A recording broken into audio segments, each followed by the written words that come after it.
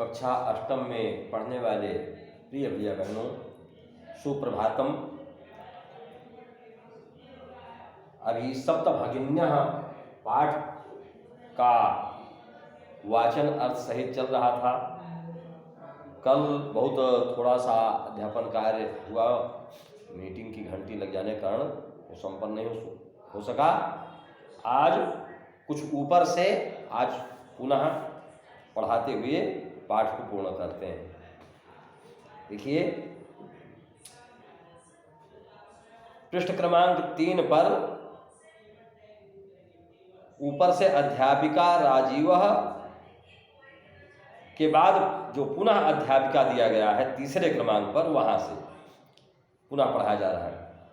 मनस्यागता ते इयम भावना परम कल्याणमयी, परम सर्वे न तथा अवगच्छन्ति। मनसि धन आगता, मन में आई हुई,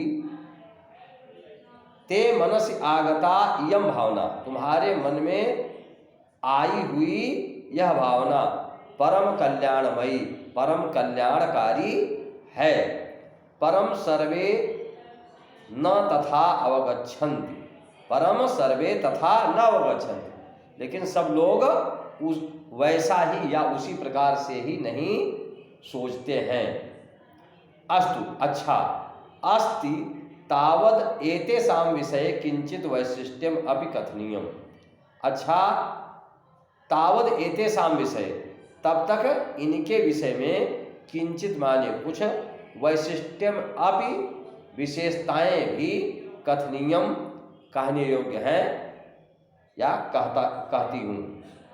सावहित मनसा सुनुत, सावहित मनसा ध्यान लगा करके, ध्यान पूर्वक, मन लगाकर, सुनुत माने सुनो। जनजाति बहुल प्रदेशो अयम,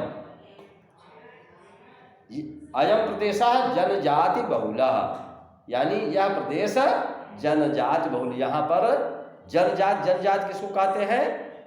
वन में पाई जाने वाली जंगली जातियां, वो जनजाति कहलाती हैं। तो यह जो सप्तभगिनी प्रदेश है, ये वन क्षेत्र यहाँ पर अधिक है, इस नाते वनवासी जातियां भी यहाँ अधिक हैं। शरीरेण ऊर्जस्विना, शरीर से ऊर्जावान, एतत् प्रादेशिका, इस प्रदेश के लोग जो हैं, निवासी जो हैं, वो शरीर से ऊर्जावान है। बहुभाषा भी समन्विता, अनेक छोटी छोटी भाषाओं, क्षेत्रीय भाषाओं से युक्त हैं, यानी वहाँ पर तमाम छोटी छोटी भाषाएं, जनजातीय भाषाएं बोली जाती हैं। पर्व परंपरा भी परिपूरिता, और क्षेत्रीय स्तर की छोटी छोटी अनेक रीति रिवाज और परंपराओं से भी युक्त हैं।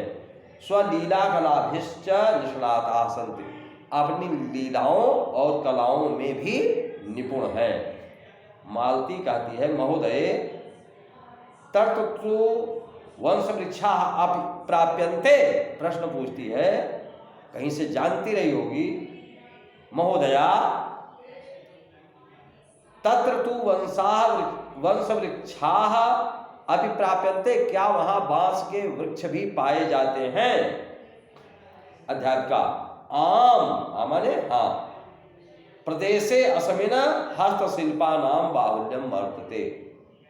अस्मिन् प्रदेशे हस्तशिल्पानां बाहुल्यं, इस प्रदेश में हस्तशिल्प, हाथ से जो शिल्पकारी की जाती है, बनाया जाता हस्त निर्मित निर्माण, उसको कहते हैं हस्तशिल्प। अंग्रेजी में हैंडीक्राफ्ट कहते हैं। बाहुल्यम वर्तते, बहुलता है, यानी यहाँ पर हाथ से शिल्पकारी करने की बहुलता है। आवस्त्र आभूषणेभ्यः गृह निर्माण पर्यंतम, आ माने लेकर, आवस्त्र माने वस्त्र से लेकर, आभूषणेभ्यः, आभूषणेभ्यः माने आभूषण तक, और गृह निर्माण पर्यंतम, और घर निर्माण तक, यानी वस्त्र, आभूषण और घर बनाने में प्रायः वंश वृक्ष निर्मिता नाम वस्तु नाम उपयोग। प्रायः बांस के वृक्ष से निर्मित वस्तुओं का उपयोग क्रियते माने करते हैं या किया जाता है। यानी वहाँ पर जो लोग वस्त्र पहनते हैं उसमें भी बांस की हिस्सेदारी होती है। जो वहाँ गहने पहने जाते हैं तमाम महिलाओं के, जनजातीय महिलाओं के, वो गहने भी बांस की लकड़ी से सुंदर सुंदर बनाए जाते हैं। और जो उनका आवास होता है, घर होता है, वो भी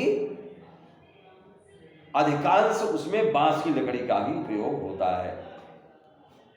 यतो ही अत्र वंश वृक्षाणाम प्राचुर्यम विद्यते, क्योंकि अत्र माने यहाँ वंश वृक्षाणाम प्राचुर्यम विद्यते, बांस के वृक्षों की प्रचुरता है।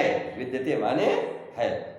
सांप्रतम वंशोद्योगम अंतरराष्ट्रीय ख्यातिम अवाप्तो अस्ति, अवाप्तः धन अस्ति।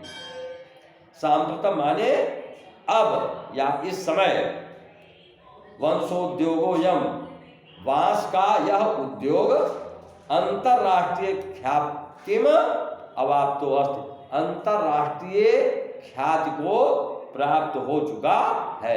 यानी अब यहाँ जो सप्तभगिनी प्रदेश है, यहाँ का बांस उद्योग जो है वो अंतरराष्ट्रीय स्तर पर प्रसिद्ध हो चुका है।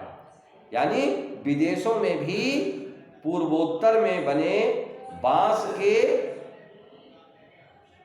जो शिल्प पर आधारित वस्तुएं हैं वो विदेशों में भी बहुत पसंद की जा रही हैं। अभिनव कहता है भगिनी प्रदेशो अयम बहुआकर्षकः इति प्रतीयते। बहुधन आकर्षः बहुआकर्षकः। अयम भगिनी प्रदेशः बहुआकर्षकः इति प्रतीयते। यह भगिनी प्रदेश यानी ये सप्तभगिनी प्रदेश, 7 राज्यों वाला सप्तभगिनी प्रदेश बहुत ही आकर्षक, आकर्षक जो अपनी तरफ खींच ले। सनीमा किम भ्रमणाय भगिनी प्रदेशो एवं समीचीना, किम भ्रमणाय क्या भ्रमण करने के लिए अयम भगिनी प्रदेशा समीचीना, या इस भगिनी प्रदेश में भ्रमण करना क्या अच्छा है, समीचीन उचित है, ऐसा प्रश्न पूछता है। सर्वे छात्रा उच्चै, सभी छात्र ऊंचे स्वर में बोलते हैं। महोदय आगामिनी अवकाशे वयम तत्रैव गंतुम इच्छामः, आने वाले अवकाश में, जो भी अवकाश आगे आने वाला है, वयम माने हम सभी पूरे कक्षा के छात्र, तत्रैव गंतुम इच्छामः वहां ही जाना चाहते हैं। कहाँ? सप्तभगिनी प्रदेश। स्वरा कहती है भवत्यपि अस्माभिः सार्धं चलतु, भवत्यपि भवति भवती धन अपि, क्या हो गया? भवत्यपि अस्माभिः सार्धं चलतु, हम सबके साथ चले, आप भी हम सबके साथ चले, हमारे साथ चले। अध्यात्मिका कहती है रोचते में अयम विचारा, अयम विचारा में रोचते, यह विचार मुझे पसंद आया। एतानि राज्यानि तु भ्रमणार्थम स्वर्ग सदृशानि इति, इन राज्यों का भ्रमण तो स्वर्ग के भ्रमण के सदृश समान है। यानी ये इतने सुंदर हैं कि यहाँ भ्रमण करके कर लिया तो समझिए स्वर्ग का भ्रमण कर लिया। इस प्रकार भैया बहनों यह पाठ पूर्ण हुआ, और इस पाठ के द्वारा आपको मुख्य रूप से ये जानकारी दी गई कि हमारे देश के पूर्वोत्तर में 7 राज्य हैं। 7 राज्य के उस समूह को सप्तभगिन्यः, 7 बहनें, अंग्रेजी में 7 सिस्टर्स कहा जाता है। वो प्राकृतिक संपदा से युक्त हैं, बहुत ही सुंदर हैं, बहुत ही आकर्षक हैं और उनका क्षेत्रफल भले कम है, लेकिन अपने गुण और गौरव की दृष्टि से, अपने ऐतिहासिक विरासत की दृष्टि से वो बड़े ही गौरववान राज्य है। तो उसमें से भैया बहनों सबसे पहला तो हमें यह याद रखना चाहिए कि 7 राज्य कौन कौन से हैं। उसमें अद्वयम, मत्रयम और न त्रियुक्तम तथा द्वयम सप्त राज्य समूहोयम भगनी सप्तकम मतम। यह श्लोक याद रखना चाहिए। तो आ से अरुणाचल प्रदेश, आ से असम, तो अद्वयम, आ से 2 राज्य अरुणाचल प्रदेश और असम। अरुणाचल प्रदेश की राजधानी ईटानगर और असम की राजधानी दिसपुर। मत्रयम, मेघालय, मणिपुर और मिजोरम। मणिपुर की राजधानी इम्फाल, मेघालय की शिलांग और मिजोरम की राजधानी आइजोल या आइजोल ऐसा मिलता है। नागालैंड, न से नागालैंड की राजधानी कोहिमा और त्रि से त्रिपुरा, त्रिपुरा की राजधानी अगरतला। इस प्रकार 7 राज्य हैं। इन्हीं को सप्तभगिनी कहा गया है। और इसी के साथ साथ पाठ में देश के सभी राज्यों की संख्या दी गई है।